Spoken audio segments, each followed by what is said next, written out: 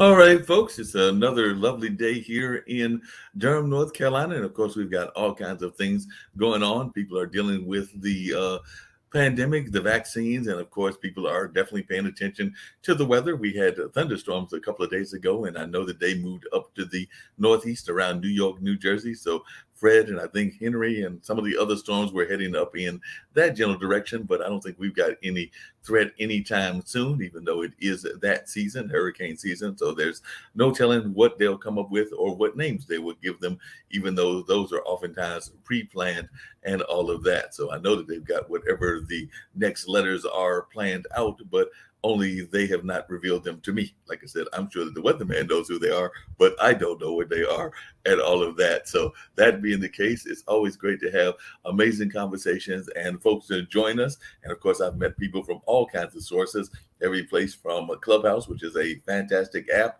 to definitely Potted and a number of other sources as well. So it's always great bringing in new guests and learning about what they've got going on in their life. And I know that I've had friends from different parts of the world. As a matter of fact, I did a conversation earlier with a young lady in the wellness space who is from none other than London. And she actually lives in London, but is from one of the African nations in terms of some of her roots and all of that, but it's very much about wellness and all of that. And I know that every morning I do the news program with Steve Rao, who is running for Morrisville City Council, but is of Indian descent and all of that. So we do our morning program every morning from 10 to 11. And of course, we bring people from around the globe, like Shaquille Latimer out of Australia. I believe he has some Indian descent as well. And then, of course, we bring in Sasha Starr, originally from Russia, but now living in Canada.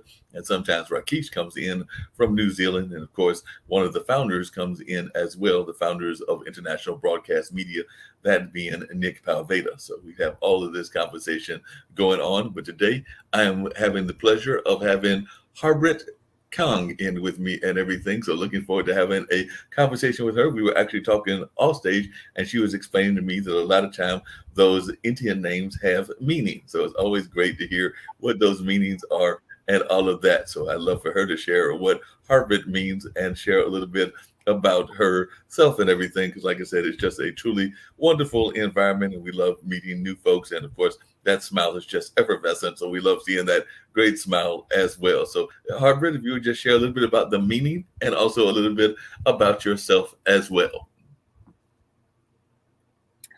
Thank you, Mark, and very good morning to California there. It's midnight nearly here in India, and I Wow. think all that storm and rain that you talked about, no wonder we both showed up in gray, huh?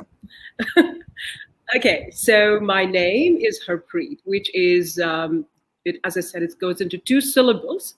Har is everyone, like literally everyone, and Preet stands for love.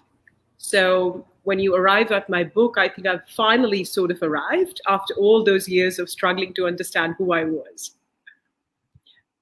Okay, I'm sorry. Did you want me to put in something else there? No, I was learning to learn more about the book, and definitely, a lot of times people, and I know in our culture, and definitely being here in North Carolina and everything, I know a lot of times we actually get worried about therapy, and I know that sometimes, particularly in the African American society, we oftentimes don't try to. Well, sometimes we have a hard enough time going to our regular doctors, and you add therapy to it, and we're going like, no, don't want to go to a therapist because it has certain stereotypes associated with it. So I know that definitely sometimes certain cultures will be afraid of going to therapy. So I just wondering your thoughts about that, because I do know that sometimes we get a little bit too petrified by the whole concept of therapy, and that's part of what your space is about. Okay, so the book it starts with life and challenges that we face every day, and then it moves on to what I would rather call spirituality rather than Right. therapy. Right. So I am not a connoisseur to comment about therapists. I'm not sure which ones you've tried, Mark, and which ones were good or bad.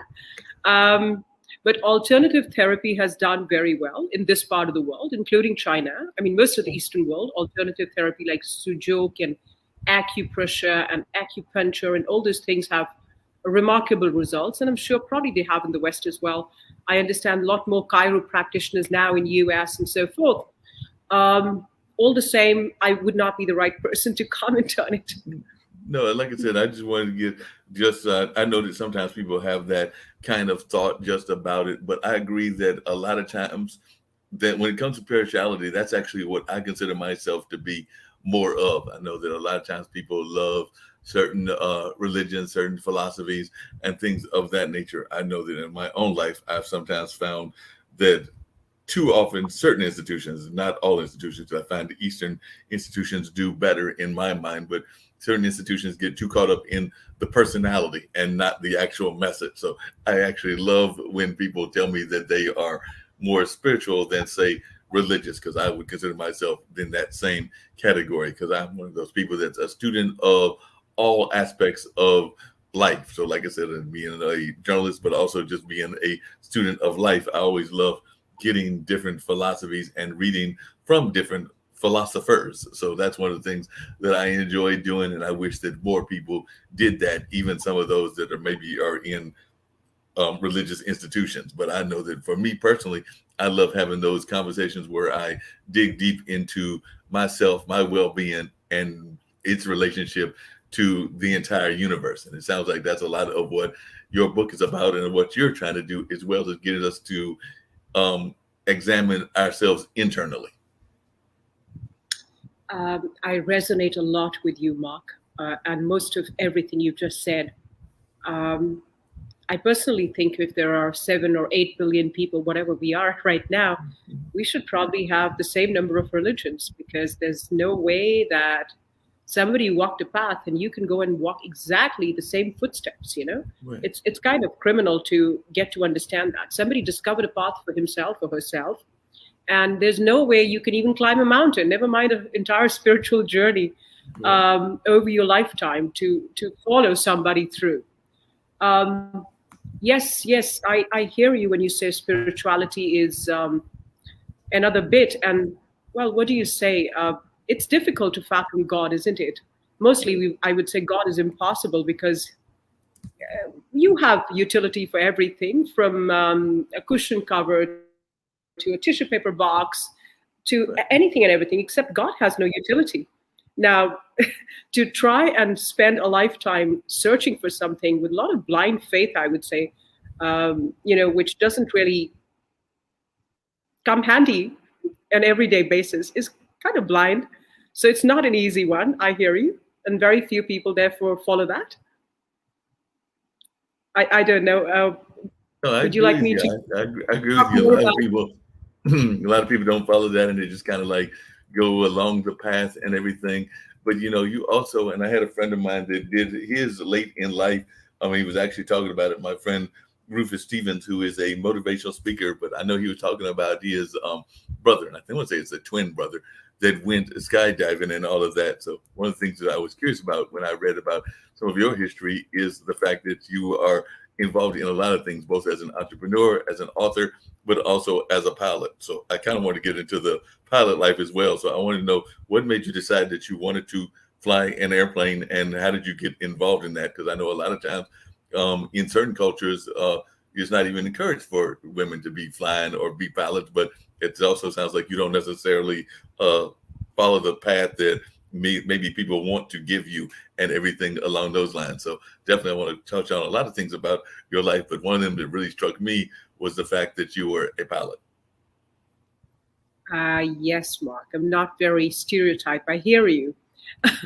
Okay, so it's not just being a pilot. I think I started gliding before I became a pilot. Oh, wow. And I went on to represent these 4 states, then went to nationals for competitions. And we were doing a glider without any engine. So that's what glider is essentially.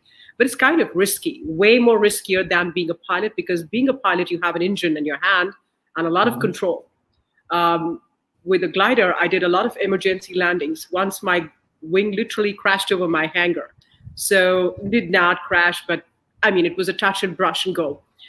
But then I was always that spirit. I thought I did bungee jumping and parasailing and I used to drive big bikes most of my life. And I think eventually now I look at it in the hindsight. Not to mention, I was a crime journalist for about half a dozen years, uh, and been at gunpoint, and lots of times would go down to jails and talk to criminals and stuff. When I look at all of that in the hindsight, I think it's something that drove me where I am. It was very good to take that jump without, and being so reckless and not really caring too much about life. It's so much of letting go in spirituality, as we call it, and Right. not holding on or clinging on to too many things. So adventure sports taught me that early, and a lot of types of journalism that I ventured into for nearly a decade, I think I would say was was instrumental or triggered off understanding a lot of people, their lives, their challenges, what they went through, and helping you see through those experiences. Because otherwise, we wait for us to get those experiences till we begin to follow the path, as we call it, Mhm. and that helped me kind of double speed it. Perhaps I'm not sure, but that's how I look at it now. Yeah, that makes a lot of sense. And so much of our life journey, we sometimes get caught up in this attitude of letting others dictate our attitudes and what we should go after. And it sounds to me, as I've read about your history and as I've actually, now even talking to you now, it seems like you're one of those people that's not going to let somebody discourage you because of their attitudes. And I know that even myself, I have been guilty of sometimes not going for jobs, not going for careers, so sometimes even not going for social environments and everything, because I let myself be self-defeated, let myself defeat myself before I even got involved in whatever that situation was, whether that was a job or whether that was a relationship or whether that was whatever was going on in my life, maybe even a friendship or a business colleague and things along those lines. So I guess one of the questions that I'm curious about is what about you and your personality and maybe even your spirituality drives you in order to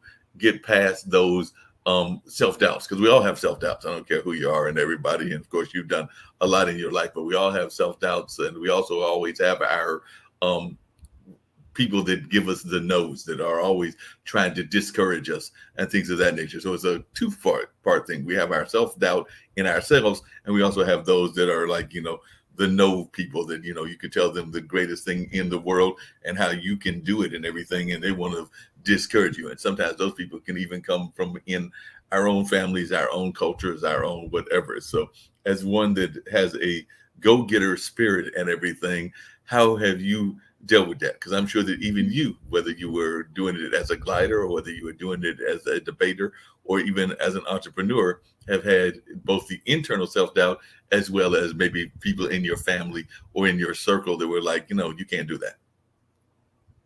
I hear you, Mark. Totally. This might be a little long answer, so bear with me. No problem. Um, okay. So basically, the people who push our buttons are usually the ones who are very close to us. Right.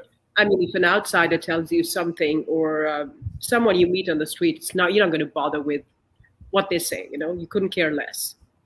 So when that happens, usually these are emotional um, visitors, whatever they are. I call them visitors because it's either anger or anxiety or fear or panic or whatever that is. I call it a visitor primarily because it doesn't last. It comes, it stays for a while. It could be 20 minutes, 20 days, 20 hours, whatever it is, anger, frustration, anything. And then it goes. That's Right. something that I noticed pretty early on in my path. It's this understanding that it's a visitor, it's not permanent, it's something that comes and it goes.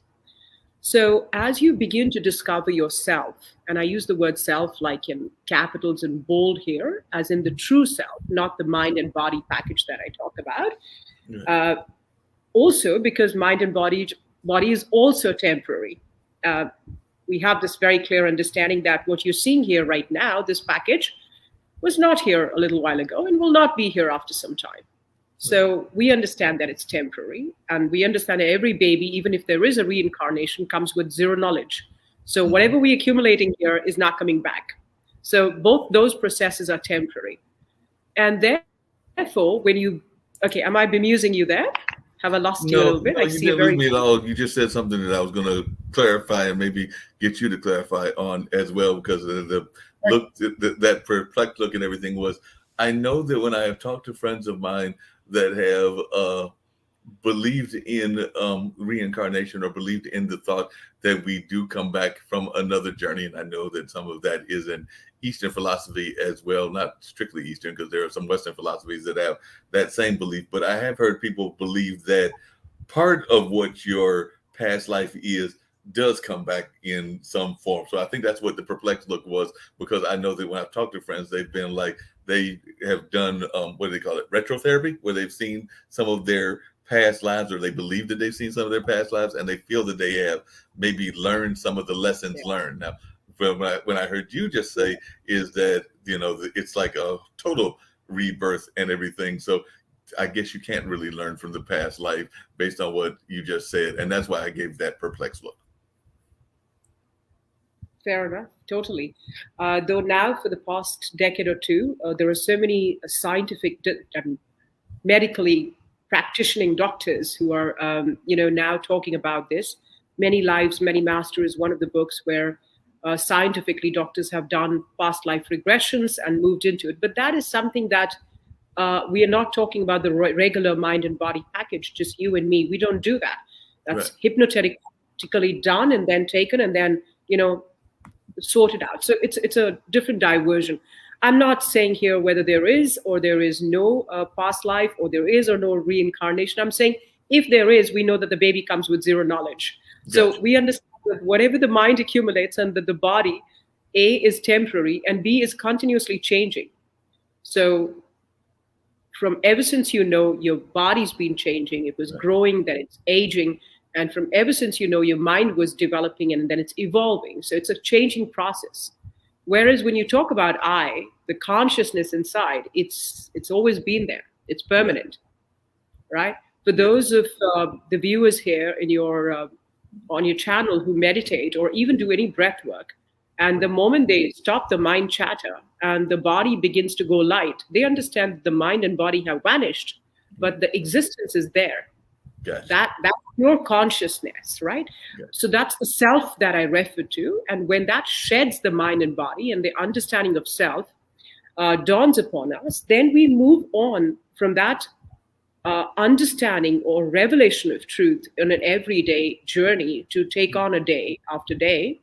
And when these emotions that you talked about visit us, you can be in awareness of them. You Right. understand that they are only a role that you're playing, and the engagements that you have and their visitors are temporary.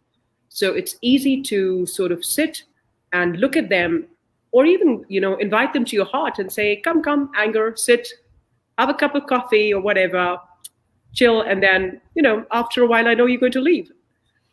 And As a actually, we have result, a listener that had a question, and I was going to bring that up and everything. They were actually liking my question the last time, but Amretta was saying that some people are so aware of, irrespective to any age, and they wanted to know if you had any perspective in regards to that. So I guess they're saying that some people are more self-aware, is what it sounds like they're saying and everything. But I didn't know if you had any comments to what Amretta was saying as well, because that's what their question was. are you saying am I in awareness? Is that the question? I'm Is they say that sorry some because people I are so lost you in aware, between. I guess, irrespective to their age. So maybe they're more aware of like some of their history and but some of their past history. And if I can just add something to this, and this is a thought to kind of go to what Amretta was saying, is I remember that I have no kids of my own, but I have two nephews. And I remember that when they were little, I mean, very little, like babies, my dad would take them on trips and things of that nature. And he would point out, things in nature, things in, around them, whether it's animals, whether it's plants, and whether it's things of that nature. I'm sure that some of our friends and some of our relatives may have thought that that was too early, because he was doing this like when they were like, practically crawling on the ground and everything. And I know that sometimes even people talk about hearing music or listening to music when the baby is in the womb, and how that impacted them as musicians and things of that nature. So I think the philosophy that my dad had is, let's get them engaged in education early on. But I do know that some scientists believe that the brain isn't developed enough until a certain age, and they encourage people not to do that kind of introspective kind of work at such a young age. I personally think that you should do it as soon as the baby is conceived, but that's just my thoughts. But I was wondering your thoughts, because I have heard some people say that, maybe the brain isn't developed enough to be bringing thoughts to them at such a young age. Um, Out of the ancient Indian history, there are two very lucid examples. Right. One is of Ashtavakra, the sage who wrote the Mhm. Ashtavakra Gita, and other is of Abhimanyu, who wrote the who was instrumental in explaining what Bhagavad Gita is, the very sermon of it. Okay. And both of them are so explained that they learned their main philosophy of their life in the womb of their mother. Wow.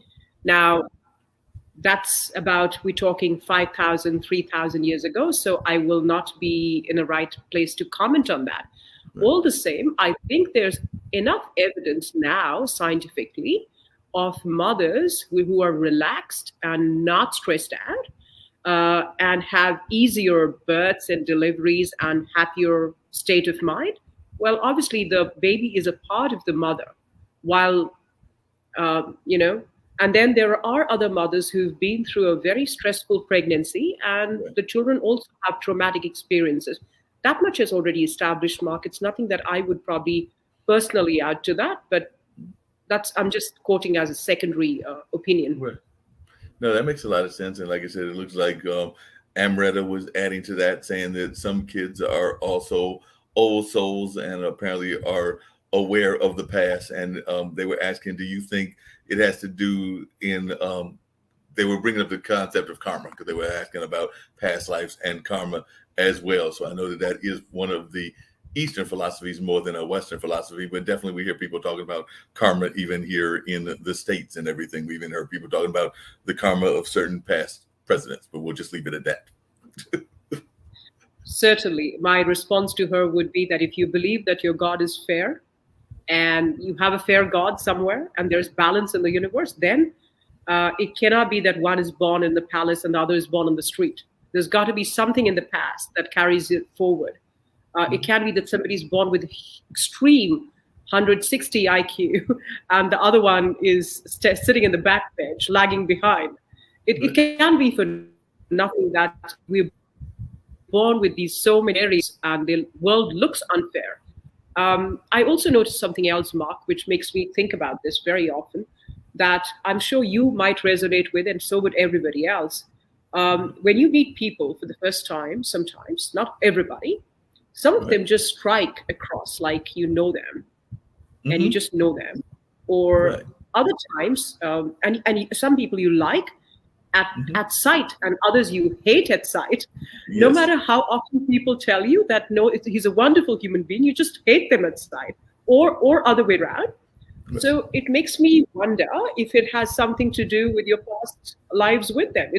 Because the self or the consciousness is intuitive and it's all the time, having this vibe that it's feeling.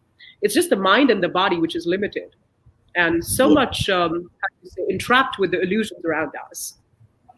No, I definitely agree with you on that and everything, and I couldn't agree with you more, because there have been times that I have met friends that I and it actually becomes almost a dilemma, and I'll explain what that dilemma is. There are friends that I have met that I knew had a connective force, meaning that I knew that we would be friends or connections of some sort or another, and I was able to perceive that part of the friendship, but the nature of the friendship, I wasn't able to quite ascertain. And like I said, part of it might be my gifts and other people's gifts and everything. So I would be able to ascertain in meeting the person that there would be a friendship and a relationship. And I might even share that with them, but I was never quite clear as to what the nature of that friendship would be or how far the friendship would go. So it's like I knew that there was a connection, but I didn't quite understand in my mind what that connection was. And it was usually a positive connection. There are some cases, like you mentioned before,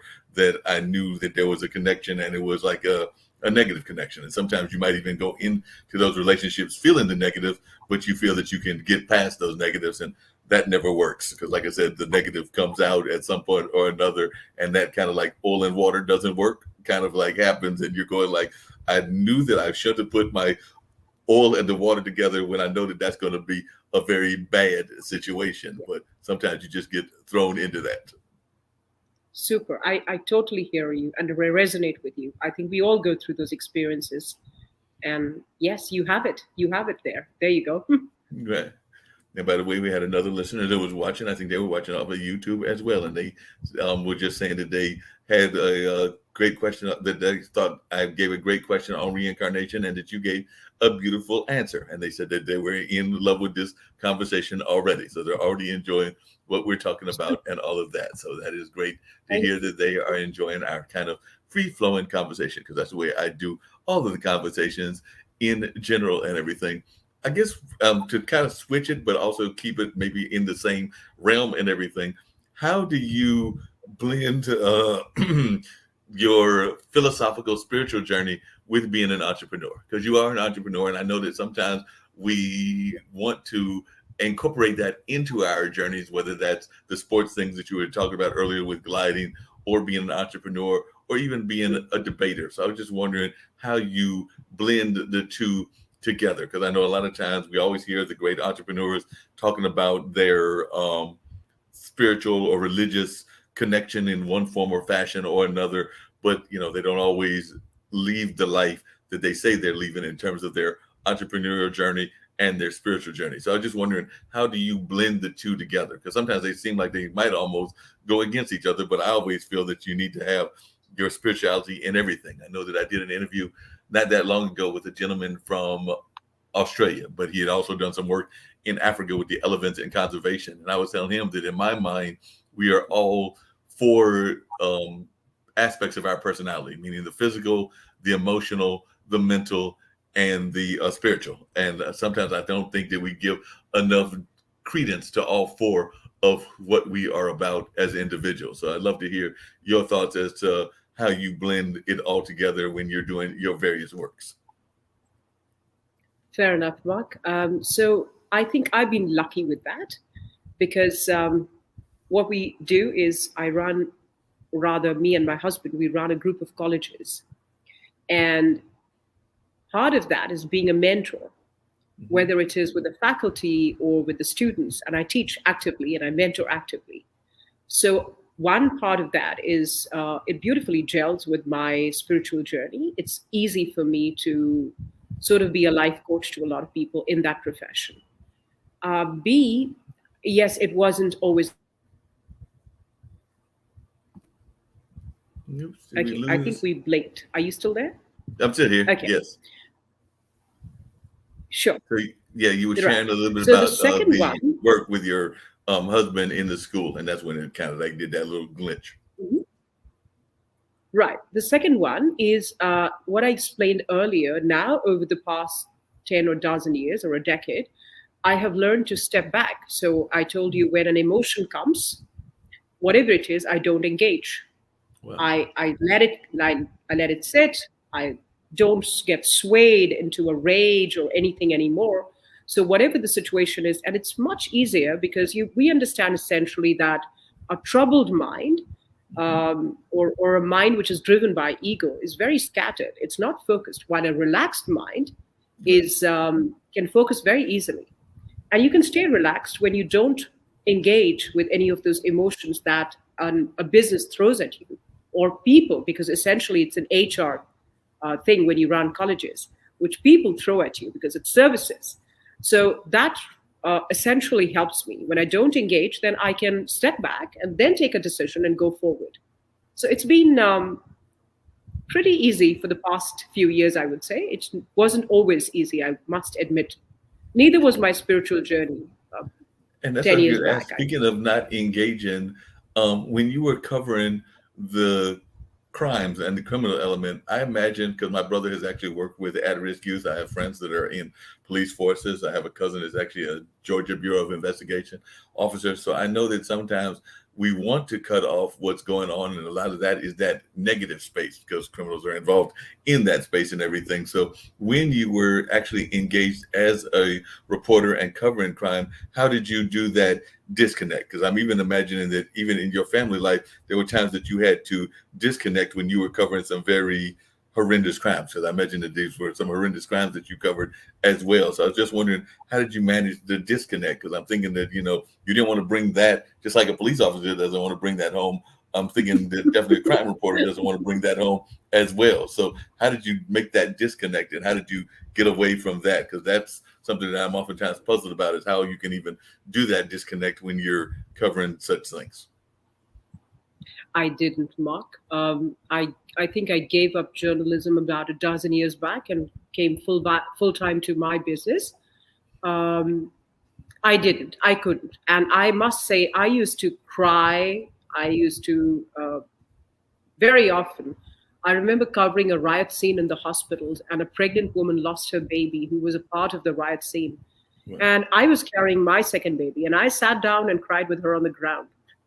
And there were other times when I would have been in crime scenes, and I covered a train being burnt with several charred bodies, which looked like small babies. And there are days when I remember just entering the door of my house and lying on the floor, hugging the earth and crying it out. And I used to feel it like I was very empathetic always. Probably that's what has helped me move further. And I would really feel everyone's pain very strongly until I learned to detach myself, because I understood that if I couldn't detach, I couldn't help people. Right. I used to myself get swayed with it. And no, I didn't. I was very much a part of it, very much a part of it. And my stories, which I wrote, were very passionate. Right. I would have a lot of emotional tinge go into it. I'm have to guilty, Well, and absolutely guilty. yeah, I can understand that. And how do you, even to this day, even in the academic space and everything, deal with being having that empathic personality? Because I know the friends of mine that recognize that about myself. It can help with the interviews, but it can also sometimes hurt relationships. It can hurt other things as well. So I was just wondering, how do you balance being an empath or having that empathic personality with day-to-day life? Because I know that sometimes I even wrestle with that sometimes, because I definitely feel sympathy for people when they're going through things, and definitely try to be empathic. And actually a lot of that is just my natural calling, my natural abilities or whatever. So I was just wondering, how do you have that balance as well? Because I know a lot of times you want to be empathetic, you want to help people, but sometimes you also put some of that weight on your shoulders, and it doesn't need to be on your shoulders as an empathetic personality. So I was wondering your thoughts about that as well. Well, being empathetic, one thing is that I love communicating. So whether it was journalism or it was being a teacher or even an entrepreneur where you were talking to people all day, but more importantly, the students. I think empathy is wonderful when you're dealing with students. I don't know how to say it better, or if I need to unpack that. And it's been such a pleasure dealing with students both one-on-one and in the class. A lot of one of the classes that I take up for the first 6 months of a master's program that my students come in is communication, and most of it is intra-communication inside, rather than what you talk to businesses outside or what you talk to another person outside. Because when you look at it, most of the misunderstandings that we have are based off the fact that we were not clear with what we wanted. Right. And that, yes, that doesn't begin till you begin to understand yourself. I'm going back to self Right. in many ways from the beginning. And it's a beautiful experience. I have to say this, both for journalism and for teaching. Uh, I don't remember a single day I've worked. Honestly, it's been like every day you get up and you want to go to work, and it's such a pleasure. And you get paid at the end of the month. What more can you ask for? It's like That's it's a beauty of the whole thing. It is a beautiful thing. And by the way, Stephanie Pearson, who is a longtime friend, I've known her and her husband, who is an artist for many years. She was saying that how do you turn off the empathetic feelings? Because they find it difficult. So they were actually wondering how you even manage to turn off that empathetic feelings, because sometimes they want to turn it off and they can't turn it off. So that's the question was they asking was how to turn it off, in if you had any suggestions or any ideas based on your own life as to ways to turn it off. Yeah. And in fact, I've talked about this in my book as well. And I was referring to it earlier, Stephanie. Thank you for the question. So, uh, see, when I said we could look at your, you can look at your emotions, you're aware of it, you're present to when they visit you. It's so much easier to then step back, you know and now I notice over the past few years that I can, when I need to say something to somebody, let's say I need to correct someone at work, uh, I know exactly when to step forward, say precisely what I need to say, and then step back. And never do I have what I used to have earlier, like a regret that I've said too much, or my pitch was too high, or my tone was bad, because you're in awareness. When you're present to yourself, to what is happening, and you're not getting engaging in that role, you understand it's a role that you're playing, then it's easy. So you keep stepping back. And honestly, Stephanie, to add to that, it wasn't always as simple as that. So, like about a half a dozen years back, I remember putting up snoozes.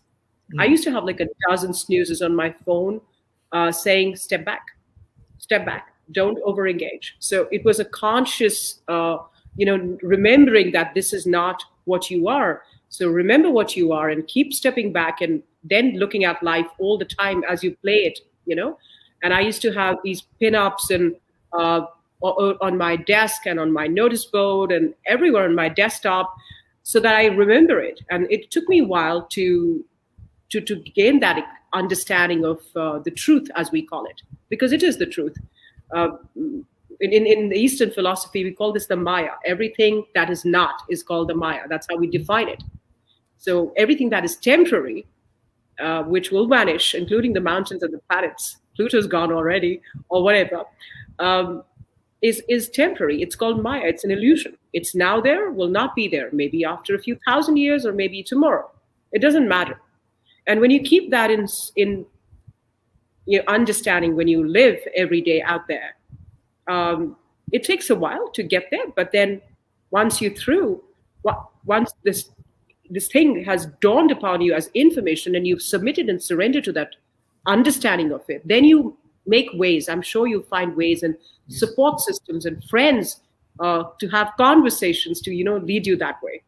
I No, hope that helps. If no, that definitely helps, and I'm sure that Ms. Pearson would agree with that as well. I was actually going back over some of the other notes that some of the other folks had brought up as well. So I know that Amrita said that they felt that kids are most aware beings, and this whole life depends on faith. And I definitely agree with that concept, that the life depends on faith and everything. And definitely, they also said, I'm sure she listens conscious there as well. And I think they also were giving you credit for one of your brilliant management tips. And Miss Pearson definitely did come back with a reply and said, thank you. Repetitive reminders is a good way to do that. So definitely those repetitive reminders are a great way. So Miss Pearson was definitely agreeing with that. One of the things I was curious about in the academic environment is I've got friends that are online teachers, and even some that are professors here in Durham. I know some people at Duke, North Carolina Central University, and other places. But some of them were already prepared for what was going on in the pandemic and education, because they had already been doing it earlier. They were already doing online education, but a lot of others were not prepared. So they were definitely caught kind of off guard when they had to go virtual and everything. So I was just wondering how you dealt with that over the last year. And if I know that definitely in India, y'all are still under some very tight restrictions. Things are loosening up here in the United States, but there's also the Delta variant, which I know impacted y'all some time back. So we may be going backwards, just like y'all went backwards a couple of times as well. But I was just wondering your thoughts about being prepared as an academic when we went into this pandemic environment, because as I'm seeing you and as I'm having this conversation, I can see you being the kind of professor that likes to be there with your students and engaging with them in person. I'm thinking that you are right with the virtual, but I'm getting this impression that you prefer the in-person kind of variation, where you can actually feel one-on-one from the students, or one on group from the students, that you can get to some degree from this virtual environment, but it's not the same thing. Let's be honest about it, and things of that nature. So I was just wondering how you coped with it and how you adjusted. And even excuse me, how I think you said your husband was in that same space of academic as well. So how he adjusted as well. So I was just curious how the two of you adjusted in this whole space, because it has definitely been a challenge for many of us. And I'm actually involved in the arts as well. So I've noticed some of my venues that I've been part of, including the Carolina Theater that I'm on the board of, are just now reopening. And some of them have not reopened at all, or they're opening on a limited basis. But I was just wondering how you've been able to cope. Yes, Mark, I hear you. And it's been a tough time for everybody. I empathize with that. So, one thing that spirituality trains you is to go with the flow. Mm. Whatever comes, you accept it gracefully and you go with the flow. I don't think it was as easy for everyone else as it was for me or those who are not in the same bent of mind. So, I remember the first lockdown we had. It was not easy for the students, as I just said. We have 45 countries on the campus, and a lot of students were stuck up here. They could not even step out of their boarding houses or guest houses or wherever they were living. And I remember the international officer would call me, and because I've been a sort of a life coach, and she would ask me to talk to some of them over the phone. After two or three conversations, I wrote a piece and sent it out, and over the email to everybody, so that if it could, motivate or help people hold on. And after these two or three pieces, I still remember an Indian child living with his parents in a regular Indian home from pharmaceutics committed suicide. And that time, I wrote a very, as you called me, an empath. I wrote a very, about 4 or 5 chapters, if you would like to call it. And I sent it out to all my present and my alumni as well, thousands of students, in fact. In fact, now when I put it on the hindsight, after that, I never stopped writing. And then I sent this book to my son, who was also in a similar situation in the US, about 70 or 80 pages of it. And he said, why only to your students? And that's how I sent it out to a couple of publishers who were accepting manuscript. And somebody wanted to publish it. This is fantastic. This is exactly what we need during the pandemic and the lockdown, because it directly sort of relates to all the problems that people are looking at. But let me go back to your question. So a lot of platforms, starting with Google Meet and Zoom and so many out there, Cisco and all, were very helpful to, especially to educational institutions. So we had a lot of platforms to choose from.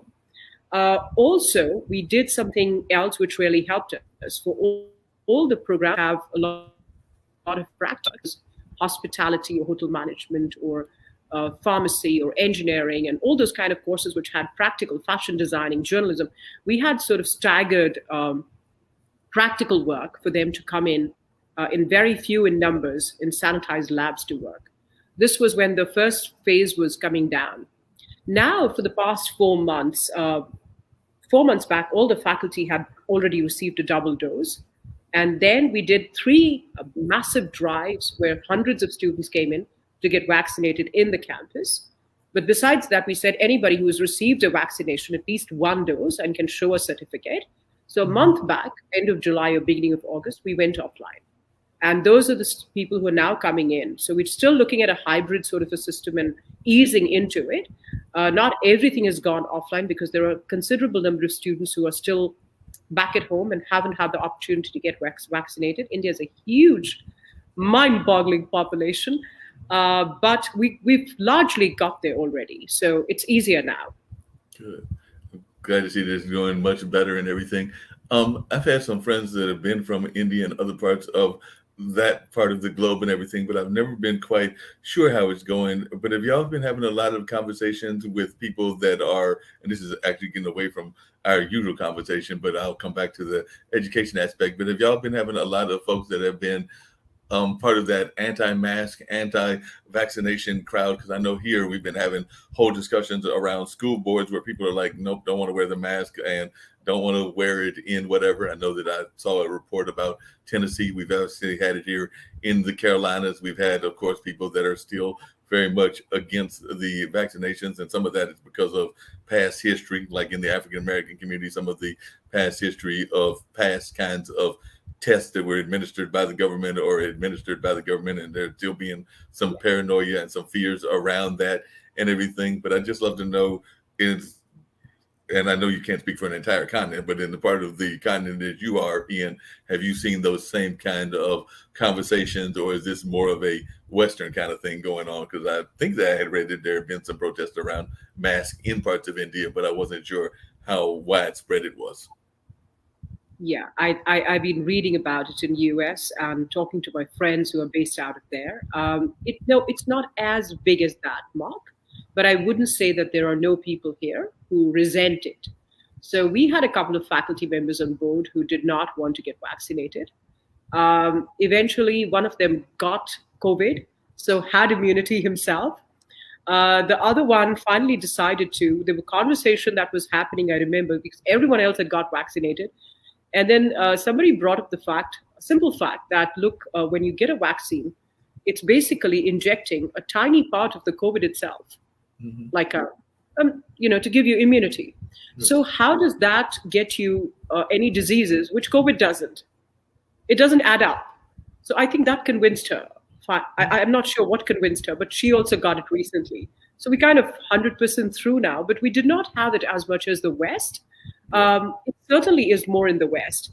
And I think it needs reasoning out and explaining what it is and what it is not. It's more of education there that is required anywhere for that matter, wherever the people are resenting it or revolting against it. Because there are a lot of rumors, and they're here as well. Right. Yeah. And one of the other things I know, like when I do these conversations, I have certain things that are on my mind based on sometimes even shattering stereotypes. And that's one of the things that I was curious about.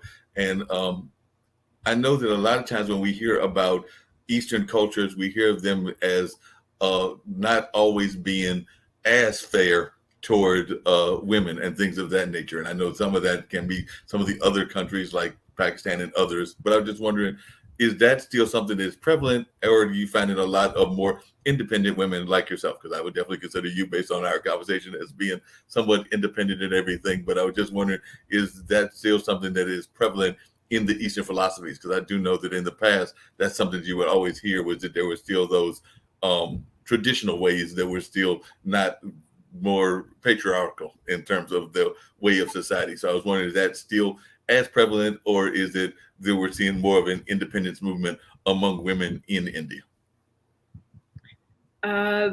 Yes, Mark, you're right over there. And there are still a lot of issues or problems when it comes to women.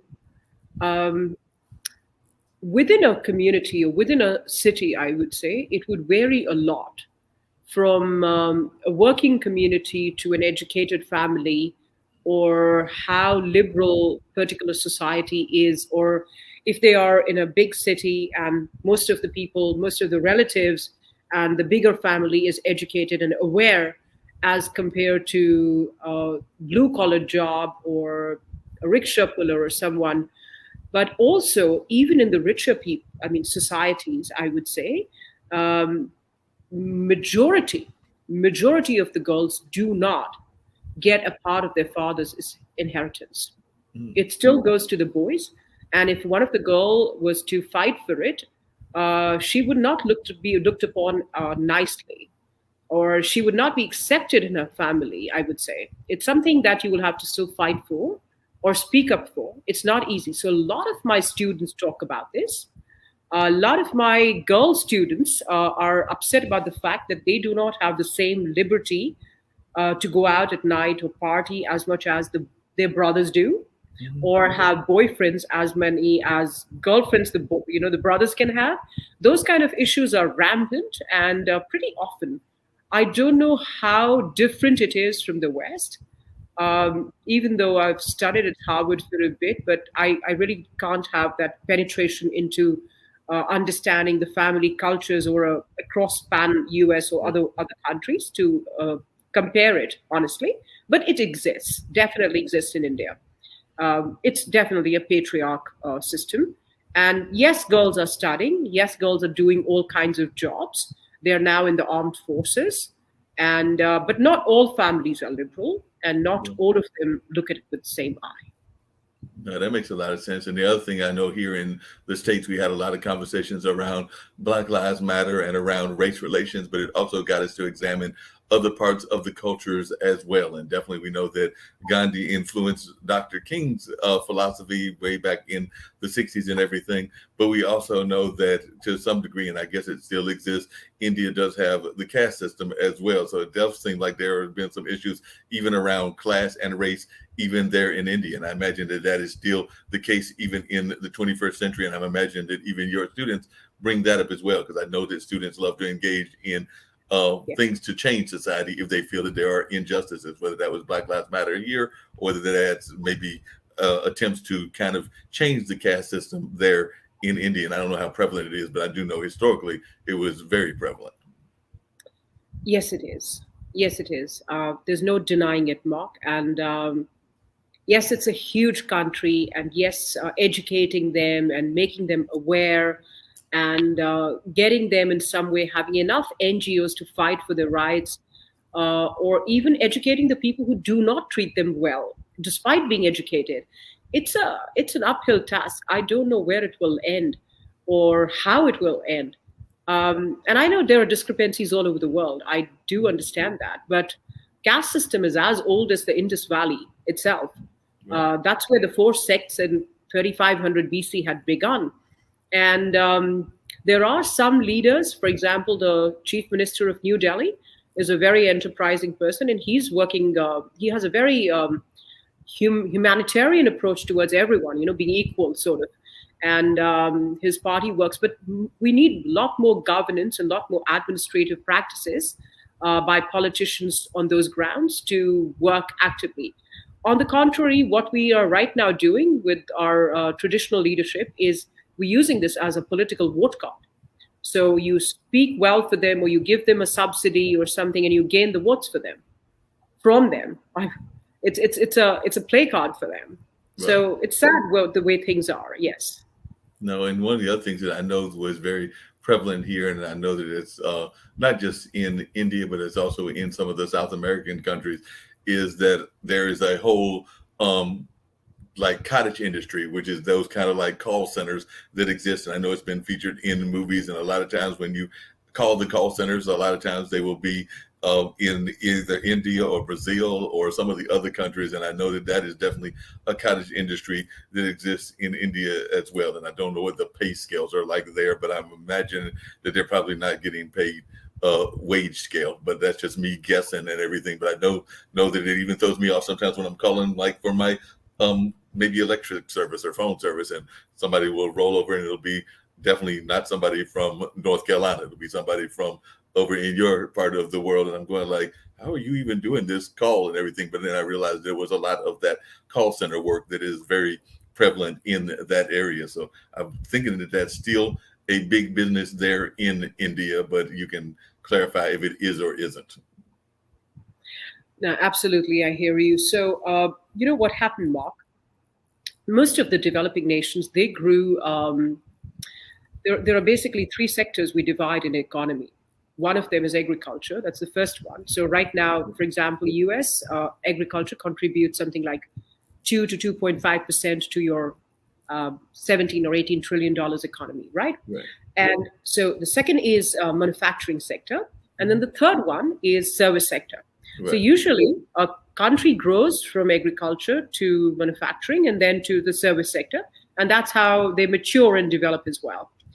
Uh, China went from agriculture to manufacturing, and it's manufacturing for literally the whole world for many, for the past decade or two now. Right. India, because either it was an English-speaking community and China was not, that probably is the main fundamental reason which put us apart. And everybody in the West who wanted people to do that job at a far lesser wages, then looked at India instead of looking at other developing nations for valid reasons. Population was there, educated youth, English speaking. Perfect.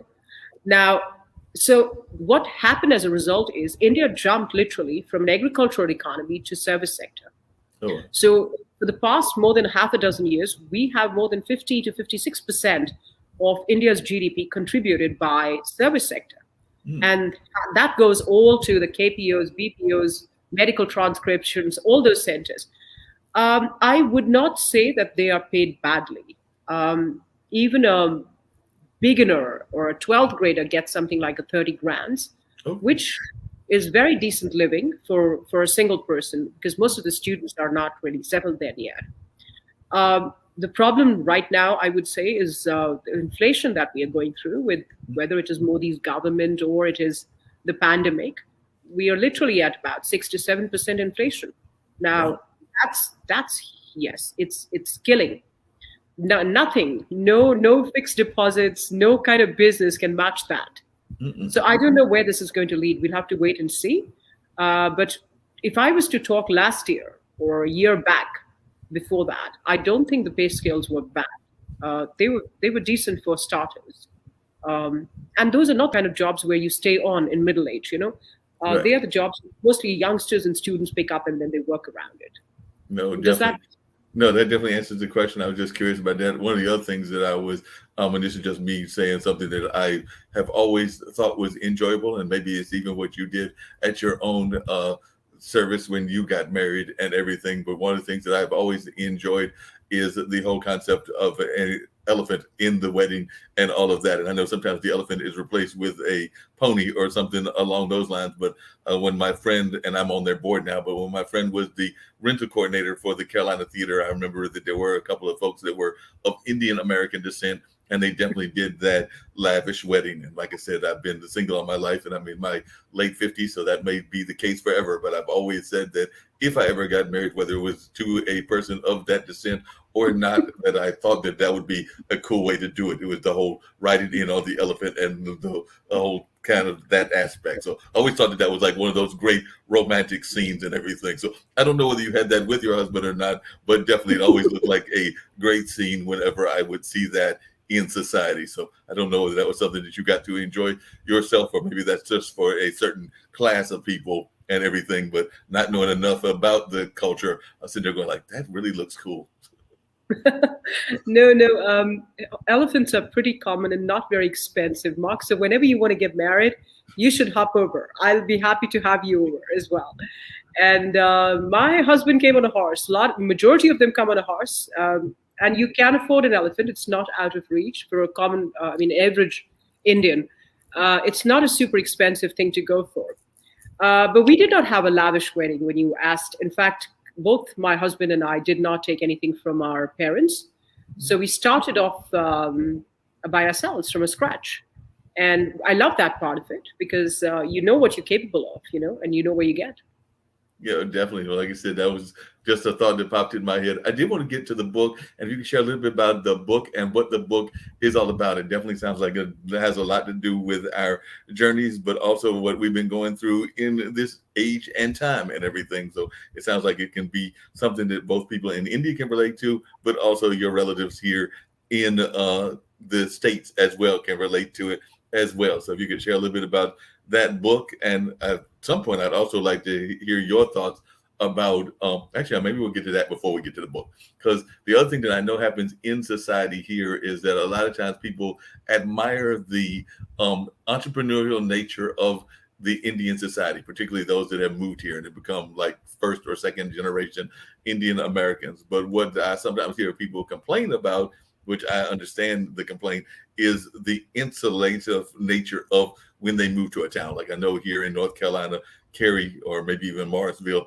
are popular towns that a lot of the Indian community kind of gathers at and stays together, and they don't do that much reaching into other parts of society. So I was wondering, when you've talked to people, and even when you were going to Harvard, is that was something that you saw a lot of, and did you find ways that you could actually maybe I won't say discourage, but also encourage learning about other cultures? Because I do know that sometimes when people move into a particular country that they're not as familiar with, they're automatically going to go and try to hang out with people that are of like culture, like mind. And I definitely understand that, but I know that sometimes that throws people off because they only see a certain culture in the work environment, and they don't see them necessarily intermingling because they are living in insulated environments, and kind of like those environments that are of their community. So I said I get it, and even historically that happened in the African American community where there were the historical Black Wall Streets, but unfortunately, politics and greed and other things got in the way, and those environments were destroyed. So, like I said, that was a whole political thing that happened with gentrification and racism and a number of other things. But I just wondering your thoughts about how certain cultures, and particularly India, but not just India, I could say the same thing maybe even about Koreans and Pakistanians and a number of others, but they do have a habit of sometimes insulating themselves. So I was just wondering your thoughts about that. Right. So one of the good things that happened is my schooling was with the British. Mm-hmm. My teachers were British, and my father was also in Air Force. He was also a pilot. He was in the Indian Air Force. So we constantly moved, and I was taught by non-Indians, and I did not really have that stereotype that you probably would like to fit a lot of Indians in, and I understand where you're coming from. Yes, it does. I've seen that happen a lot, but I didn't have that problem. In fact, had lots of friends, and our professors did that. They mix you up with all kinds of countries, and then you end up working with them.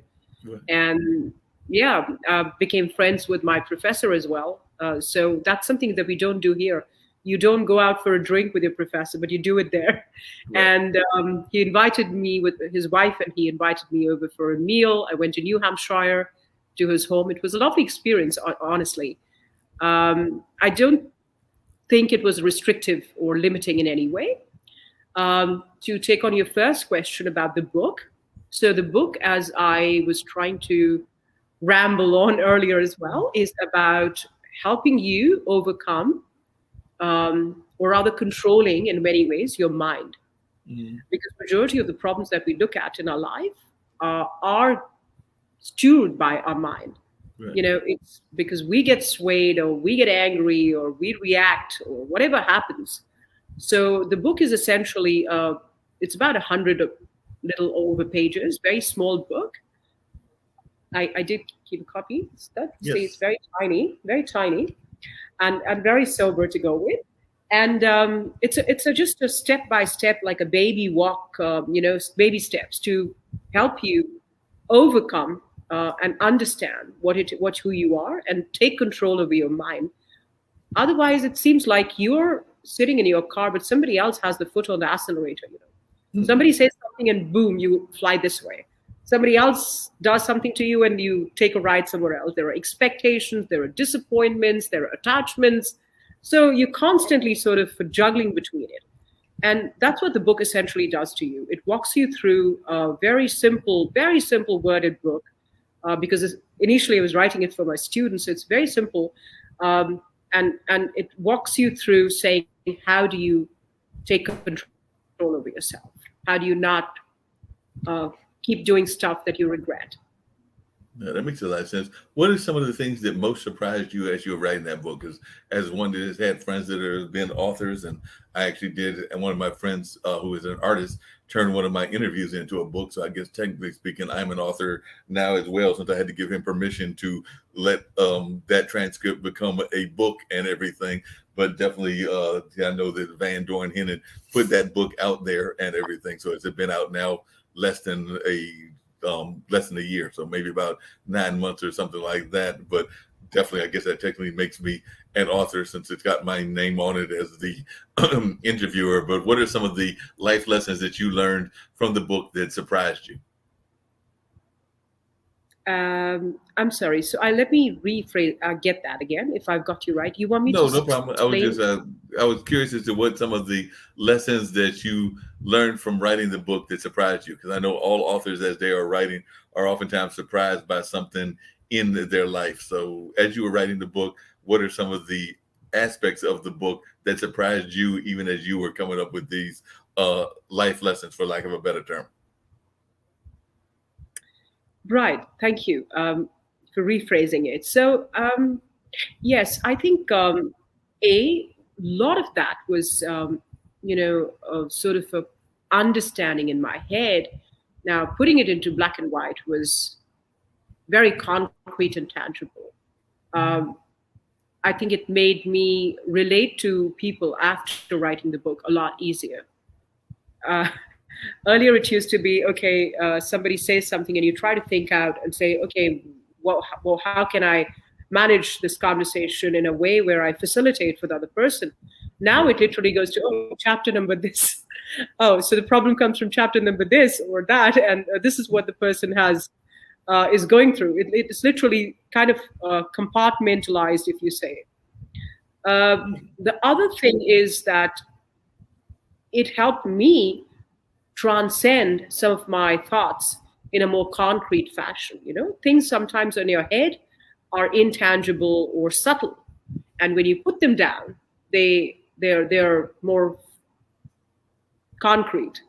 Right. Those are two things I definitely noticed. I might have something else which I'm not aware of right now. No problem. And actually, our good friend Miss Stephanie was writing some things that she had to say. So she said, in essence, it's every cause has an effect. If you don't like the cause, don't produce the effect, which is sometimes harder than it seems. But if we don't allow ourselves to be taken in or go with that flow or train of thinking, then we can overcome a lot of these misconceptions that we have about our fellow human beings. So definitely, I would agree with her on that, because all the times we do have those various misconceptions that agree out there, and definitely a lot of that cause and effect kind of mentality does exist and everything. So I can definitely agree with her thoughts about that. So glad that she was living her thoughts about what she was hearing in regards to lessons learned and things along those lines. But I can definitely relate to just kind of the ways that you were saying the different things that you learned even as you wrote and everything. I was actually going to get to another part of your bio and everything, which is the fact that, and I remember this historical movie, I think was had The Great Debater, I think was the title of it, but it was about a debate club. And I know that you've done debating as well. So I was just wondering, as an academic person, but also a debater, what are some of the tools from debating that have helped you in your own life, whether that's in your family life with your husband, or if y'all have kids with the kids, or just in terms of work in general? What are some of the things that you learned from being a debater? And I'm thinking that this was even in your young ages and everything that you did that have impacted and helped you in your growth and continued growth as a person. Yes, Mark, absolutely. One thing that it has tremendously helped me do is win all the arguments with my husband. That's been the best part of it. Okay, now he tells me when I argue about something with him, he says, "Oh, you were a debater, so get off it. I mean, whatever. You've got answer for everything, or you've got a something to come up with everything." The way it has structured my thinking and helped me work through life, or and to a lot of my students, the way I've been able to hopefully help them, is I literally work out an Excel sheet where I put down, here are my perspectives. Mhm. And then I go on to do research from the other side, the opponent side, and say, these are the possible Right. rebuttals that the other person will come with. And what are the possible then rebuttals that I can come up with? And then what else can that other gentleman or lady come up with? So it's pretty much like turning around the coat and wearing it from both sides Mhm. constantly, which gives you, which helps you empathize from other person's perspective. A and B also helps you see everything that might be thrown at you, and you're ready for it, or sort of you already know what's happening, or likely to happen. Not that you completely control it, but you know what's likely to happen. So it helped me research from both ends to be a good debater, and to figure that out. That was my strategy with it. Well, two things. One, I've had conversations with other folks that were debaters, and yes, you're right. Your husband is right. It's probably next to impossible to win those arguments because y'all already have a unfair advantage and everything. But one of the things I was curious about, and I was going to ask you this as well, is I've got a friend of mine that does another show here on this network, Barbara H. Smith, and she is a business coach. So she does a lot of business coaching and teaches people about speaking and their speaking habits and all of that. But we were actually having a conversation not that long ago on one of the other shows about our politicians, and I imagine the same as Indian politicians as well. So as one that is both a debater and a journalist, are you oftentimes shocked at how bad our politicians are in those categories? Because I've watched some of the debates and I'm sitting there going like, I'm just amazed that y'all are like breaking all the basic rules of debating and things along those lines. So, as one that has done debating, and I'm sure that Modi is probably just as guilty, even though I don't know him personally and I don't really follow Indian news as much as I probably should. But as one that has been in those fields, and you're shaking your head, so I'm thinking that yes, you were just amazed at some of their bad habits. So I'd love to hear you elaborate on that because They're I know horrid. oftentimes I They're horrid, Mark. They are absolutely horrid. They're uneducated. They suck at public speaking. They're just ridiculous. And I'm sorry, I don't know whoever said that being a tea stall owner and therefore being a prime minister is a great idea. I don't even know how that qualifies for being a prime minister. Look at the governance that we have in this country right now. That should qualify for, validate or rather invalidate that stand. I'm sorry. Uh, I don't know what it is. There's something about Indian politicians which requires age. People are not ready to accept younger, more dynamic, educated people. And I don't think even the youngsters are interested to get into it because it becomes such a dirty game as it is. So there's a gap here in our country, which I don't know what is going to fill up. Um, there are a very good stream of people who don't want to be a part of politics, and politicians are people with bad reputation, corrupt practices, poor education, um, horrible public speaking. well, Well, I hate to tell you this, it's not much better in the United States either. So we've had some very bad nothing politicians that have done horrible here Nothing as compares well. to India. Nothing compares to India. Trust me. You have to watch the Parliament House one of the days and the pandemonium that they create over there to only begin to scratch on what it is. Nothing compares to India. None of them. Well, You guys are I, far better. Trust me. I You're would trust blessed. you on that and everything. And it is probably much better.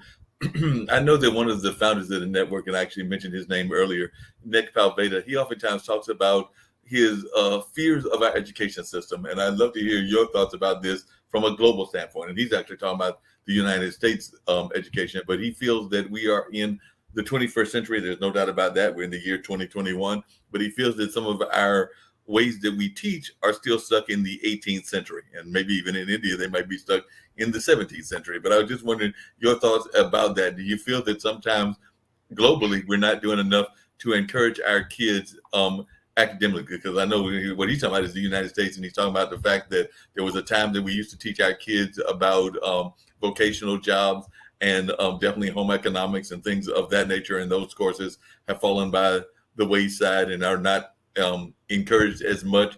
And definitely, we're not even seeing enough work, in my mind, in the STEAM fields and in some of the creative fields as well. And of course, he's got the background of being a pension fund person, so he's actually does laws around pensions. So he would love to see more financial literacy. And of course, a lot of times we don't even know how to balance our budgets and do things along those lines. So I was just wondering, from a global perspective, do you think that we're doing a good job of encouraging our kids to learn the world that they are about to face?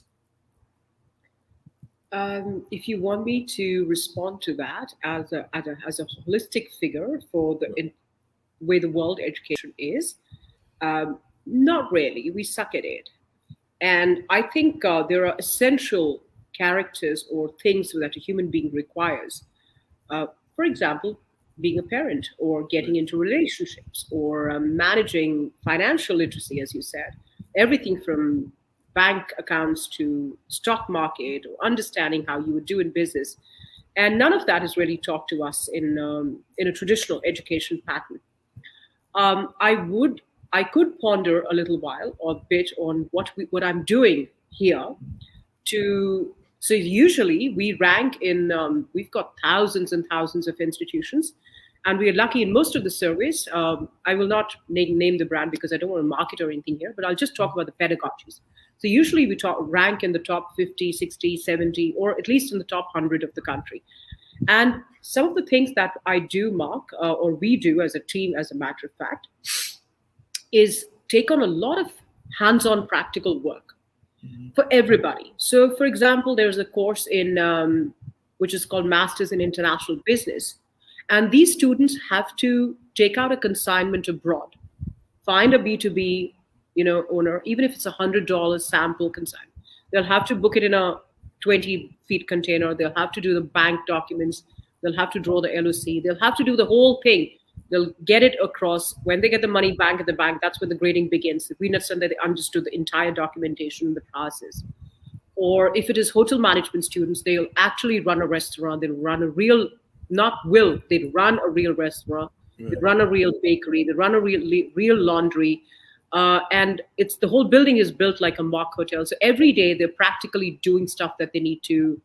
And by the time I think these students go to my second year, they earn their own fees, second semester, because they have plenty of opportunities to earn from what they're doing. There's tourism. They do their own. They make the passports. I think within my college campuses, we do about 100 trips, both international and domestic, and they all itineraries and trips are all done by the tourism students. Wow. So what I'm essentially arriving at is, there's no point taking 15 departments. That each student, like an MBA, a regular MBA, has to form a company. And that might sound like obsolete idea for somebody in US. In India, you will have to go through 30 to 35 offices to register a company. Wow. Not just the banks, not just your taxes, not just your, the registration, the license, the name, registrar. There are so many of them. Pollution board control, if you're into manufacturing. There are offices and offices that you need to still walk through. And everyone needs to register a company. Everyone needs to learn to pay the tax. Everyone needs to go through practical financial literacy, then return their taxes, then learn how to close and exit the company in the first semester itself. So everything that we are doing, essentially, even an undergraduate will have to run a consumer hub of sorts, to understand, do focus groups, learn what somebody would buy and why they would buy it, and then go on to sell it, and then come back to do the project presentation to help the teacher discuss what they understood from their research and what actually worked. So a whole lot of practical work, basically, an array of it, from every field, so that the students learn what they're going to go and apply. And then what we do is we send the students out once a week throughout the entire final year to work in the industry.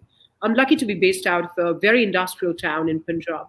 So every child goes out once a week to work within industry. So they understand what corporate culture is, what professionalism is, how do you groom yourself, how do you dress, how do you introduce, how do you do a bunch of things, which otherwise is a huge shock when you first time, just get in, or you go for internships.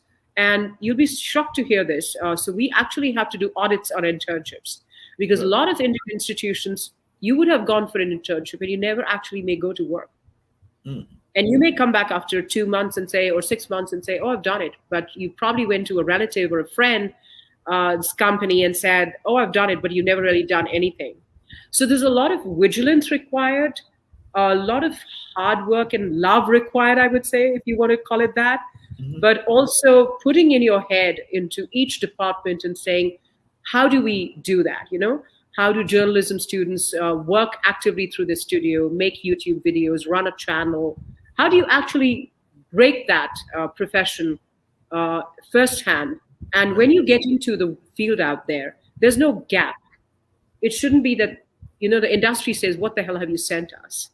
Well, they don't know first thing about it. Why are they here? That should never be the case. Yes, so that's what my endeavor is. Yeah, it's interesting you bring that up, because that's one of the things that I know that we wanted to see more of in the West, and particularly in the United States, that I don't know we see enough of.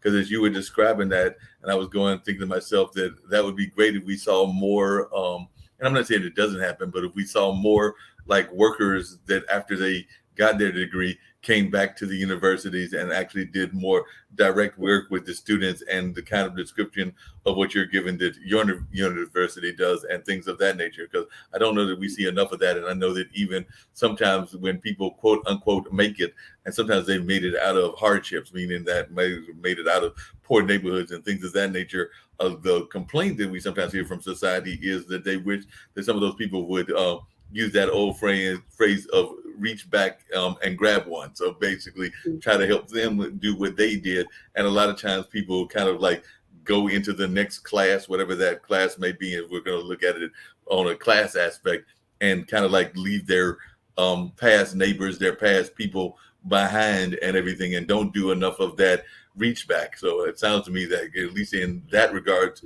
with your university is more of that kind of action. And I definitely wish that we saw more of that here in the United States as well. And I'm not saying it doesn't exist, but I definitely feel that it could happen more than it is happening, because I think too often people go into the jobs and they might have come from certain environments, but they don't go back and help other people get out of those same environments that they got out of. But I'd love to hear your thoughts about my comments on that. No, I agree with it totally, and I think we all need more of it. Even while we're doing it, I still feel there's a lot more to do. I totally empathize, and I resonate with everything you're saying about this. No, I definitely agree, and I can see that being something that we need to do more of, and all of that.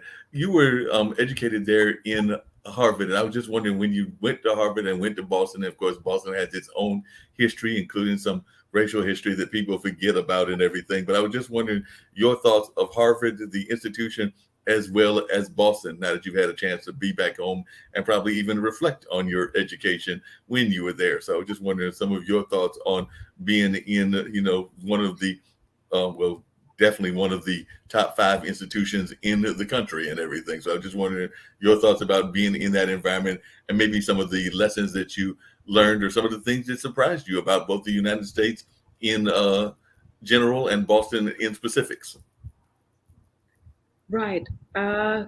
No, it did not surprise me. It was a very delightful surprise. It's wonderful being at Howard, and equally, even better, I would say, being at Boston.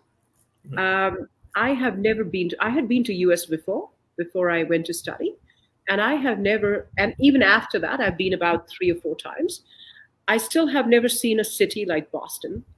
It's filled with intellectuals, with lakes, with beauty, both inside and out. People are very patient. People are. There's so many universities, so many publishing houses, and it's kind of very evident in the nature of the city. So it's not just Harvard. I think the whole city is, by and large. I mean, people don't even consider Boston University or Lesley or one of those Right. to be anything big, because big stalwarts like MIT and Harvard and all these are standing there. But honestly, it's filled with lovely universities, and education is predominant because of both the publishing houses and the universities. And I think that is what changes the genre of the city. So it's very evident as compared to New York or even LA to some extent. Um, the very sophisticated people. And I love the city, honestly. The music on Yes, the street, everything. Yeah, it's beautiful. yeah, it is definitely a beautiful city. I've had a relative that actually went to Boston University. So yeah, my cousin Monique went up there. I want to say that's where she met her husband Troy at while they were at Boston University. And I've had some other friends that have gone there as well. So it's not just Harvard, even though I've known some people that have either gone to school there or taught at Harvard. But definitely that is a great area, and I would agree with you on that. One of the things I was curious about is, when you think about journalism, and you're definitely in the journalism field and have been there before, and of course you're now in the academic field, and of course when you're doing this work and thinking about the future of journalism, a lot of times we see in more and more kind of the creations of what this network is, which is kind of a online streaming network using things like StreamYard and using other kind of parts of the platform, whether it's Facebook or YouTube or a number of other things going on. And of course we see a lot of people expressing their thoughts, including their political thoughts and maybe even their journalistic thoughts, through blogs and through Facebook posts and through a number of other things. So as one that has been in the field and is also an academic, where do you see the future of journalism? Because right now it seems to be very democratized, because a lot of times people can, create their own networks. They can create their own situations. A lot of people are having the harder time with the monetization part of doing that, but definitely you can create your own whatever's, and it's definitely had a great democratization of our voices. But I'd love to hear your thoughts about this, because that can be a double-edged sword, because it can definitely give us a lot of thoughts and a lot of avenues, but then a lot of people aren't necessarily getting paid out of it. So I'd love to hear your thoughts about the new journalism and the new direction of journalism. Mark, I was reading this yesterday, a little animation where a young daughter is asking her mother that why are people so sad? And the mother goes, because there are too many fake people spreading too many fake news, sharing so much fake feelings that they have lost a bit of their soul. Well, So, honestly, I think everyone's become a journalist. From the time, I mean, I was a reporting journalist like a dozen years back. Technology has boomed, social media has exponentially grown, and I believe everyone has become a journalist. There is no way of knowing what news you are getting over WhatsApp or Facebook or Instagram. There's so many platforms. Let's say Clubhouse, back to our where we met. right, Um, you have no idea what you're hearing all the time, right, what part of it is credential and what credentials it has, and what how authentic it is. right. So at the end of the day, you probably end up hearing how forcefully or how good a communicator a person is and how well they deliver it. Mhm. It's sad the way things are, and I think everyone requires to practice a lot of acumen and understanding what they're absorbing and what they're consuming before making up their mind, which is a very difficult task for the consumer today of any kind of news. Bewitching, I would call it, Yeah, but it's bemusing yeah. times. And Yes, to add for to that, and that even comes back to where we met at and everything, is even within the Clubhouse environment, there's also all kinds of things that happen within that that get you puzzled and at the same time wondering about them. Like I know that I've had conversations in both this platform, because I've had a couple of the Clubhouse people on, as well as on other platforms, about the whole concept of, who's allowed to speak, who's not allowed to speak, why you need to have 20 or 30 moderators. Because I've done conferences and I've done debates, and I know that in the old-fashioned way of doing it, you were doing good if you had like maybe two or three on stage and maybe one or two out in the audience to help with the handling of questions. But we know in that environment that we met and everything, there have been cases where there might be 50 or 60. And I get part of that is because of the spread of the nations and the spread of the fact that you want people to all get their time. And if it's like a long room that might be as doing a marathon, then I might get 50 or 60. But there are other times that I've gone into rooms and I'm seeing 50 or 60 moderators, and I'm going like, how can you have 50 or 60 moderators and 5 people that are in the audience? That does the dichotomy or the portions don't make any sense to me, and things along those lines. And I know there are also those lovely engagement rooms which can help you network and help you build up some strong networks. But then you also wonder how much of that is actually true engagement. Because to me, engagement means that you are going to continue the relationship. Like I said, I invited you here. You're on the show now, and I would love us to continue the friendship and maybe even have your husband on at some point, but do continual kind of things and not just be a one-stop shop. Whereas a lot of times in the engagement rooms, they're asking you to follow, you're supposed to follow back. And I wonder sometimes how much true engagement is there, or is it a lot of surface talk? So definitely, I just wonder some of your thoughts on what you have observed. Mark, when I met you at the Clubhouse, I was just probably joined then. So I'm like about a month old or 5 weeks old Clubhouse. And yes, the past week I had off from work for some reasons at home, and I did get to spend quality time on Clubhouse. And I kind of empathize with everything you're saying. I don't know what that is. Is it ego Yeah, that people need to host and prove and moderate and sort of have this power to say who goes in and who goes out? Or I have no idea what that is. Um, well, I would only say each to his own. right. And I've been to a bunch of houses and I do know what you're saying. And I understand I agree with you. Yes.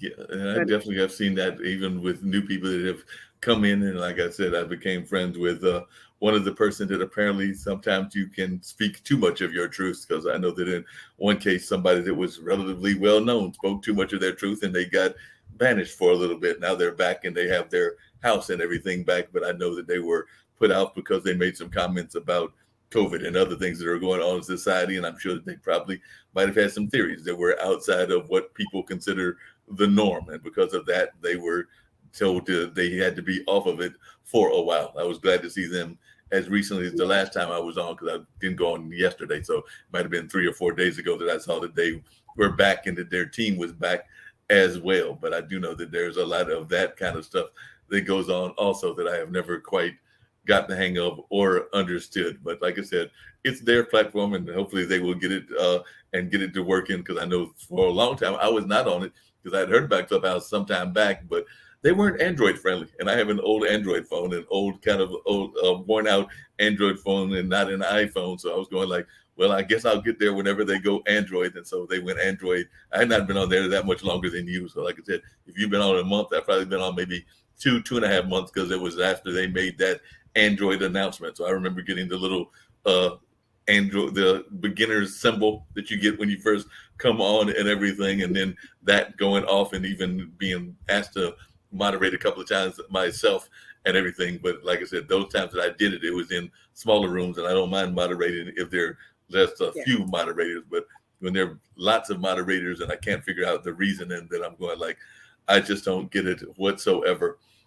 As one that is talking to your kids about social media, whether it's Clubhouse or whether it's other platforms, what do you warn them about social media? Because I know I was talking to another guest. I've actually talked to a couple of guests about this, and we were talking about the importance of social media. Like, I'm a big fan of activism and activism in our community. I think that our kids, and particularly the young generation that are in their 20s and 30s, have done fantastic causes in terms of being activists, whether that's around orientation issues, whether that's around climate change, like what the young lady in the European country did and everything, or whether that's around Black Lives Matter and race relations or women's rights or a number of other things. And I remember seeing a documentary that talked about their voice and their voice being powerful. And I agree that our young people have a very powerful voice. But the other thing that it said about that was how they get caught up in the light culture, and they've got to be approved constantly and have to be getting that affirmation from their peers, and even sometimes people that are their peers that are in other generations. So as one that is in that academic space and talking to these young people as a somebody that is influencing their lives as a professor and everything, what do you tell them, and how do you engage them to use the tool but not get overbearing by that tool? Because as you mentioned earlier about the person that had committed suicide, and I do know that depression is a serious issue and among our young people and all of that. So then social media plays a part in that depression sometimes. So I was just wondering your thoughts as to how you deal with that when you're talking to your kids. Right. I, no, I totally hear you, and I understand where you're coming from, Mark. Um, Let me start by saying, I've got two boys now who are in the college. So, in fact, as I speak, it's my young one's birthday. So, happy birthday to him. He's not here at home with us today.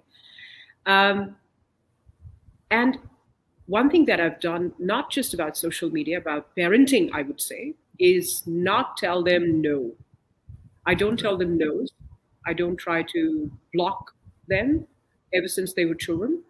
And the reason why I don't do that is because I believe that till they are sitting outside and they're curious about something which is going on anywhere, whether it is ice cream or Coke when they were very little, or it is some sort of social media today, till they're sitting outside and wondering what the hell is going on inside, that mystery makes it really bigger than what it really is. So I've noticed that with that approach, usually they would start with something, get over with it, and then be done with it, and then move on to something else. Rather than staying stuck outside and saying, "Oh my God, I don't know, everybody else is doing it. God knows what's inside this," something that I'm not allowed to do. Yeah. So that approach I never took up. I encourage them, whatever they're curious about, to go and experiment with it, including having a liquor drink.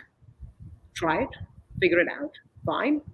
And then if you like it or how much you like it, then the good thing is when you don't do too many no's. The only time I want to tell a small child no is when he's about to poke his finger into the electric plug. I know that's going to cause it.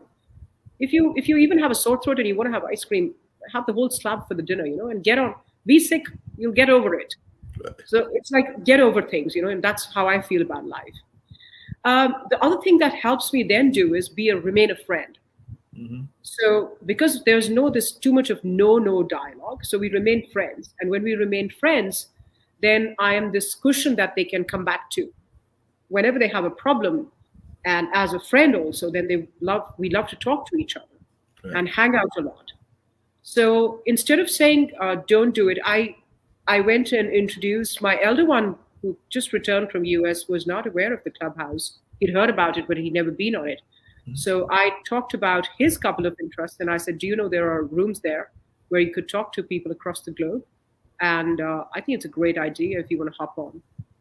So now he would go experiment, and there's no taboo with it. And I personally feel that my boys have, I don't know if this is a nice way of putting it, but I think they're way maturer than most of their age group because they're allowed to look at everything, whatever it is. They don't look at girls or liquor or social media or anything as a taboo because that is a very bad way of dealing with the heart where you say, oh, this is something which is quarantined from me or it's a taboo for me and therefore God knows how big this thing is. That I've not done. So it's helped me a lot, parent, and I talk about this very often with my friends if it helps them. Yeah, that makes a lot of sense. And I like that way that you handle everything with the kids and everything. And I know that even as a youngster myself, definitely I remember going to parties that my parents were having, maybe playing cards. It might have been Bid Whiz or something like that. And I remember that was my first time having a sip of an alcohol drink. And I think that they were like, here, try it. And there was their way of getting it some degree maybe out of your system and everything of that nature. And while I went to Milwaukee Marquette, and that's definitely a drinking school and probably had a little bit more drinks than I needed when I was there, but I would definitely just now am only a social drinker. And like I said, maybe go out to an environment or something like that. But I'm thinking that first sip that I had as a kid and everything, and like I said, I think it was either mom or dad. It might have been both of them. They were like, here, you're being curious and going to be a curious kid. You might as well try it right now. As I recall the experience, like I said, they may have a different take on my memory because our memories are always different based on who's given the memory. But that's how I remember it, and how I'm going to keep the story going as long as I can and everything, because that's what I remember it as being. And all of that. I'm also thinking as I'm watching you and hearing your comments and everything, and I was wondering your take on this, but I'm thinking that your two boys and everything, that when it comes to having a discussion with their parents and everything, I'm thinking that they probably go to your husband more than they go to you because they know that you are a professor, a journalist, and a former debater. So I'm thinking that they probably do not go to you that much because they, like you were talking about your husband and the debate principles, I'm thinking that they know that they would lose to you as well. So am I correct in that perception that they might go to your husband more than they go to you because they're afraid that you're already going to have like a line of different points and counterpoints, and they know that they can probably get by quicker on him than they can you based on your history and everything? Or is that a misconception on my part? No, you're right. They do go. They do go to my husband a lot as well, and he's also an academician. So he's a PhD in marketing, and he's a director of one of the institution itself. Um, but being a liberal mother, it's never been a blockage. So it's never been a barrier. We do communicate a lot. We hang out a lot, and open to trying everything. So we travel a lot together and a bunch of things. No, that's And one of the things I loved about my mom and dad is they are both jazz fans and things of that nature. I'm both a jazz and a blues fan, but I remember going to different events and there would be my dad at the event. He's also an artist and a photographer now, so it doesn't surprise me to be in an event with him. But I'm sure that it might have thrown off some of my friends and maybe even some of my social dating situations, because they're going like, "Wait a minute, do we always have to run into your parents when we're at these events and everything?" And it's probably more common with dad than it is with mom, because mom lives in a different town, even though in the same state. But there are times that I do remember going to different events and running into one or both of them, and it was just accepted. And the same with my younger brother, because we had some similar likes and tastes. And I remember that when there was a club called Talk of the Town, it would be nothing for us both to be at the same place, because we both enjoyed that environment. But I'm sure that some of my friends and peers might have been like, "Good grief, do we have to bump into your family all the time?" So I'm sure that might even happen with your kids as well. So I'm wondering, does that happen? And or how, coming to that same thought, how important do you feel it is for us to have a cultural connection, for that meaning to us to look at art, to look at music, to look at different things, whether it's of our own culture, meaning in your case, it would be like, of course, Indian music, Bollywood music, the sitar, the instrument, but also learning other people's culture and just being engaged in the arts. How important do you think it is for us as humans to have that cultural connection?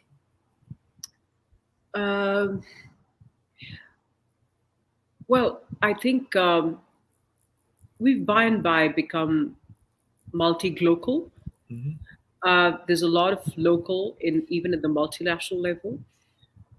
India, Mark, is more like a continent, and Right. so are you. But only to say that if I was to go down to any of half a dozen states, let's say down south, Right. I would not understand anyone's language. Hmm. I will not understand a word of what they're saying. I do not know their food.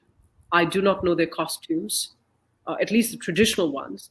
Right. And having 28 of those is pretty intimidating in a way to understand culture.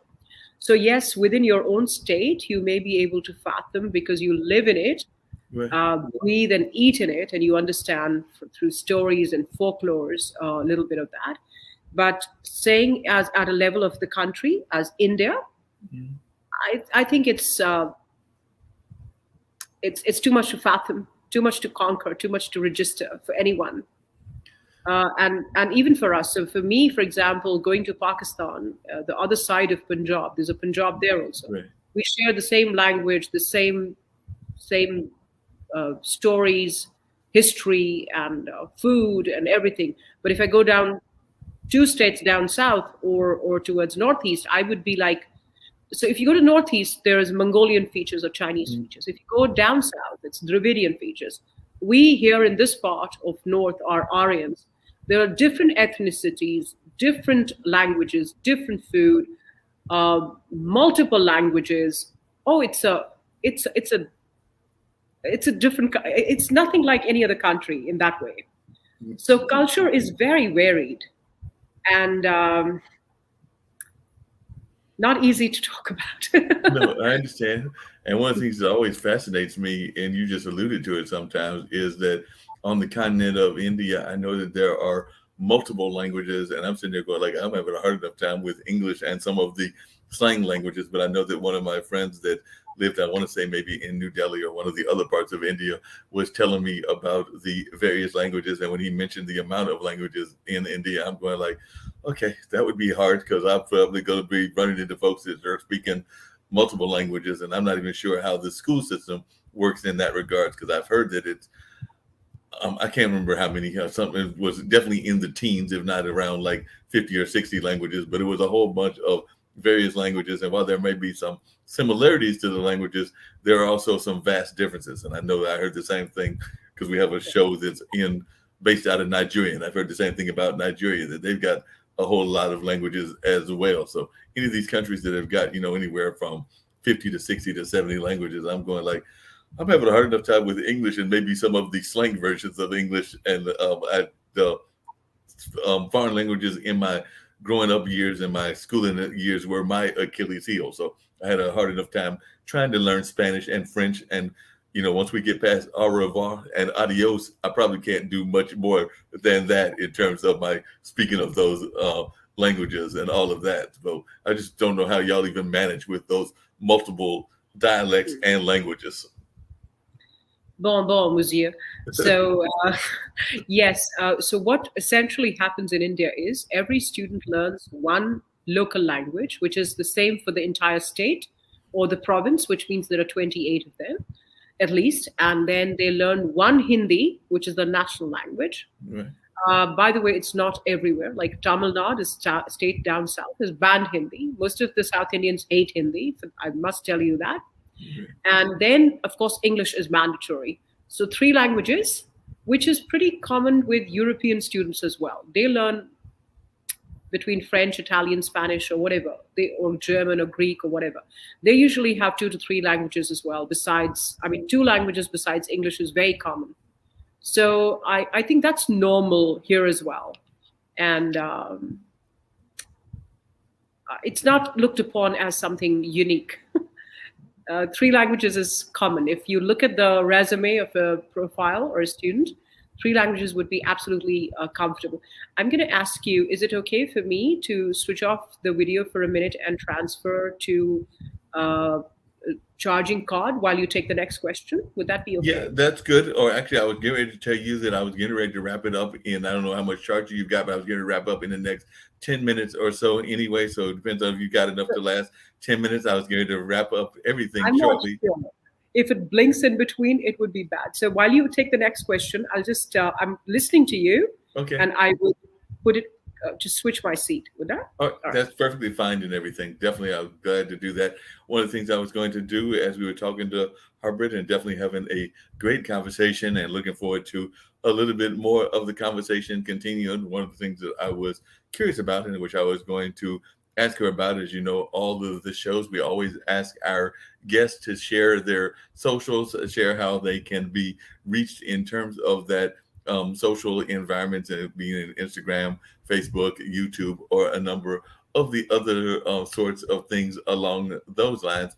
And of course, we always ask our guests, as it is a global network, to share their words of encouragement, their words of positivity, the words of things that they would like to share with our global community. And of course, I would love to have Harpreet come back, because I do know that we're having a great conversation, and I am thoroughly enjoying the conversation, and definitely look forward to have many more and all of that. So I see that you've switched, and that's a great thing. But one of the things I was saying is that I wanted people to be able to just maintain keeping in touch with you and everything. So definitely one of the things I was going to ask was your social media outlets and how people can reach you through social media. I know that you're on LinkedIn, but if there are Instagram handles or Facebook, and I think you are on Facebook, or other ways that people can reach you, then that's one of the things that I was looking forward to having folks here and all of that. And then there's a question that we ask pretty much all of our guests, and that's one that I was sharing as well. But any social media that you would like to share, we'll go from there. Yeah.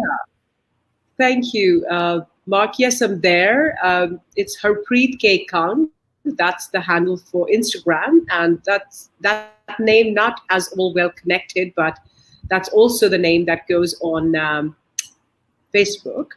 And I don't know, I'm not on Snapchat or anything. It's too much for me. But we are on Clubhouse, so we're connected there. And it's the same name, Harpreet Kang, as is mentioned here under my profile. Yeah, definitely. And the other thing that I was saying, and it's one of the things that as I said, I asked all my guests, and I have thoroughly enjoyed us talking, and hopefully we'll have to get you back to continue this dialogue and continue this conversation, because I always love having people back, as I call it, consider any of the shows that I am part of people's digital home. So just like we have those digital homes with Clubhouse or some of the environments, this is another digital home. So if there's things that you want to share with our audience any time that you want to bring them up, whether it's around political things going on in India or around the globe, or just concerns that you have, or about education, or some of the other things that we've talked about, this is definitely a home for you, and yours are always welcome. So that invitation goes not just to you, but to also your husband and your sons as well, and anybody else that is in your circle of acquaintances that you might want to share the platform with. But one of the things I always ask my guests is to give their words of encouragement. Because, like I said, I know we have shows out of South Africa, we have shows out of Nigeria, we have speakers that come from places like Australia and New Zealand. Actually, one of the co-founders of the network, Ankit, actually lives in India, and his company is actually Watermark and everything, because he always teases me about having my name within the name of his company and everything. And definitely he's there in India. And we've also got folks from Switzerland, England, and around the globe. So any words of positivity or encouragement that you want to share with folks, this is that opportunity to do that. Right, Mark. That's very well said. Thank you so much. And thank you for inviting my family over. I would love to extend you the same. Okay. And I mean it offline as well. Right. We'd love to have you and your family over. We'd love to host you. We live in a suburb area with a big farmhouse, and it'll be lovely to have you. I can see we can easily get chatting and we can talk for hours. So Yes. that's brilliant. There you go.